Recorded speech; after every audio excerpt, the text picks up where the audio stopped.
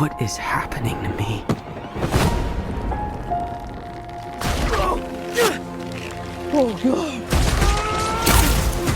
ওকে, এটা খুব important scene. এখানে যেটা দেখাইছে সেটা হচ্ছে স্পাইডারম্যান বাইরে ঝুলে আছে এবং কুকুনের মতো ওর স্পাইডার ওয়েবের মধ্যে জড়ানো, যেটা হাত দিয়ে ছুঁড়ে বের হয়েছে।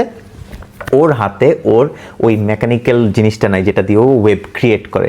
সো এখানে যে লাস্ট মোমেন্টে ও ঝুলে গেল, ও তখন অর্গানিক ওয়েব ক্রিয়েট করছে। টবি ম্যাগুয়ারকে আমরা দেখছিলাম অর্গানিক ওয়েব ক্রিয়েট করতে, এইটা ও ছাড়া বাকি দুইটা স্পাইডারম্যান কেউ পারতো না। সো বোঝা যাচ্ছে এই স্পাইডারম্যানের মানে টম হল্যান্ডের স্পাইডারম্যানের একটা মিউটেশন শুরু হয়েছে এবং এই মিউটেশনটা খুব ভয়ঙ্কর, কারণ এই মিউটেশনের পরেই ও ম্যান স্পাইডার হয়ে যায়। মানে ওর হাত 6টা হয়ে যায়, ওর আস্তে আস্তে মুখ টুক চেঞ্জ হয়ে যায় এবং হইতেছে ও আস্তে আস্তে মাকড়সা হয়ে যায়, লিটারেলি মাকড়সা হয়ে যায়। Excuse me, Dr. Banner. I need your help.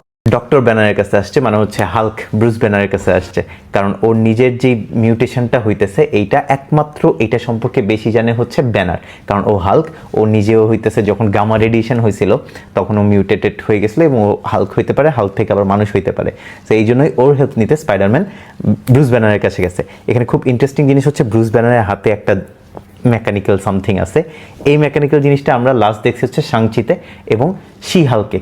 এই জিনিসটা দিয়ে ব্রুস ব্যানার হচ্ছে হাল্ককে কন্ট্রোল করে রাখে। What did you say your name was? Peter পার্কারের নাম ব্রুস জানে না, কারণ আমরা তো জানি পিটার পার্কার সবাইকে ভুলাই দিছিল, ওকে এখন কেউ চিনে না। এই জন্যই ওর বন্ধুরা ওকে প্রথমে চিনতেছিল না, ও একা একা ঘুরে বেড়াচ্ছে খুব স্যাড হয়ে।